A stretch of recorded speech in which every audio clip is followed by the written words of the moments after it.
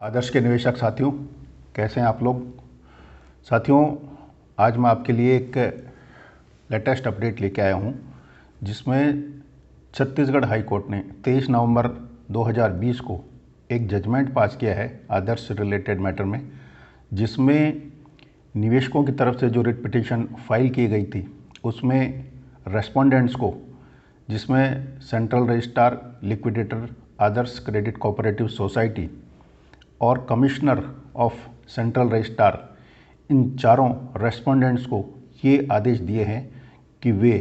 60 दिन के अंदर अंदर जो निवेशक हैं और जो पिटिशनर हैं जिन्होंने केस फाइल किया है, नीलिमा तमराकर और अन्य कुल मिला के 10 निवेशक पिटिशनर इसमें थे,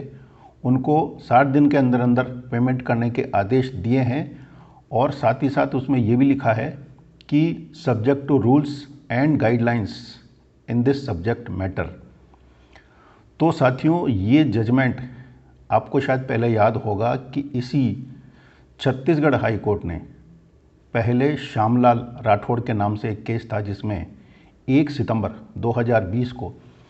इसी तरह का आदेश पारित किया था। और उसमें भी ये चारों रेस्पोंडेंट्स जो इस केस में रेस्पोंडेंट्स हैं, उनको ये आदेश दिया था कि वो 60 दिन के अंदर अंदर according to guidelines and rules in this matter payment करें। लेकिन उस जजमेंट का क्या हश्र हुआ ये आप सब लोगों को पता है, क्योंकि लिक्विडेटर के पास सबसे बड़ा एक आर्गुमेंट है कि चूंकि उसके पास कोई संपत्ति नहीं है, जितनी भी संपत्तियां हैं वो ईडी और जो अन्य इन्वेस्टिगेटिंग एजेंसीज हैं उनके पास अटैच की हुई हैं, और जब तक वो प्रॉपर्टीज़ रिलीज़ नहीं होंगी तब तक लिक्विडेटर इस मामले में कुछ भी करने में असमर्थ हैं। इसलिए साथियों, ये जजमेंट देखने, सुनने और पढ़ने में बहुत अच्छा लगता है, और हम ये सोच के खुश हो सकते हैं कि छत्तीसगढ़ हाई कोर्ट ने ये आदेश दे दिया, ये जजमेंट पास कर दिया कि 60 दिन के अंदर अंदर निवेशकों को पैसा लौटाया जाए। लेकिन इसका इम्प्लीमेंटेशन हो पाएगा या नहीं हो पाएगा ये कहना बहुत मुश्किल है, ख़ासतौर से इन परिस्थितियों में जबकि लिक्विडेटर के पास ये एक आधार है कहने के लिए कि उसके पास पैसा लौटाने से संबंधित कोई भी संपत्ति या धनराशि नहीं है। साथियों, इस केस में जो सबसे बड़ी कमी मुझे नज़र आती है वो ये है कि इस केस में हाई कोर्ट ने कहीं भी ये नहीं लिखा है कि चारों रेस्पोंडेंट्स की ओर से जो एडवोकेट जनरल या सॉलिसिटर जनरल इसमें उपस्थित हुए हैं वो चारों रेस्पोंडेंट्स की तरफ से हैं।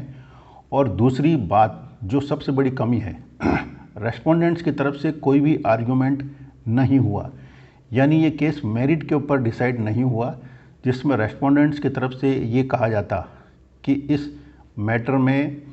उनकी तरफ से क्या आर्गुमेंट है, क्या रिप्लाई है। इसलिए ये केस इतनी जल्दी डिसाइड भी हो गया, और इसमें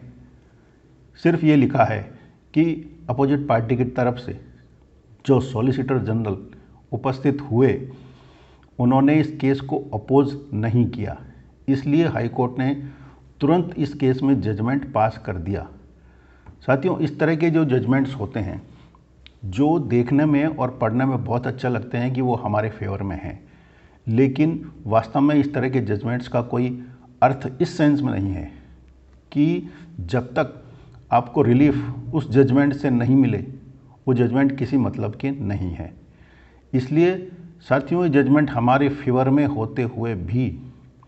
हमें कोई रिलीफ नहीं दिलवा पाएगा, क्योंकि इससे पहले का जो जजमेंट हुआ था 1 सितंबर 2020 को, जो इसी हाई कोर्ट के द्वारा पारित किया गया था, और उसमें भी जो निवेशक साथी थे, जो पिटिशनर थे,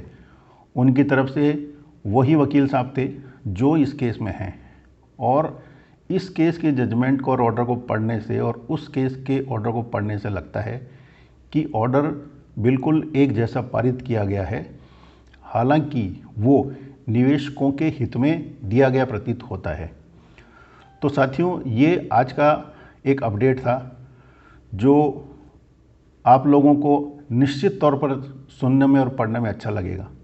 लेकिन मुझे नहीं लगता कि इससे कोई रिलीफ हम लोगों को मिलने वाली है। इसलिए हमको इंतज़ार करना चाहिए कि जो डिफरेंट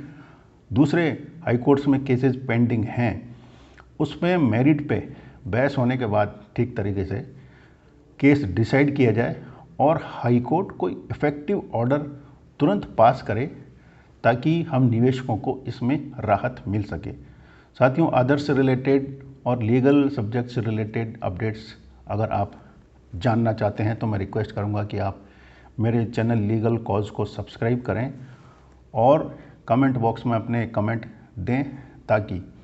मैं अधिक से अधिक अच्छे वीडियोस और जानकारी आप तक पहुंचाता रहूं। आप सब लोगों का इसमें तुरंत रिलीफ मिले, इस उम्मीद और इस आशा और इस शुभकामना के साथ धन्यवाद।